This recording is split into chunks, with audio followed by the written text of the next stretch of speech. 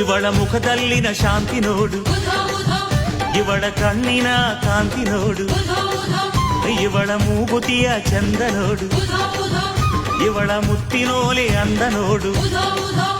ಆಹಾ, ಇವಳ ಅಂದ ಚಂದಕ್ಕೆ ಜಗದಿಯಾರು ಸಾಟಿಯೋ, ಎಲ್ಲಮ್ಮ ಎಂದಾಗ ಆನಂದವು ಬಾಡೆಲ್ಲ. ಏನು ಚಂದ ಹಬ್ಬ, ಏನು ಚಂದ ಕಾಣುತ್ತಾಳೆ ಎಲ್ಲಮ್ಮ, ಜಗದಲ್ಲೇ ಅಂದಗಾರ್ತಿ ಇವಳಮ್ಮ.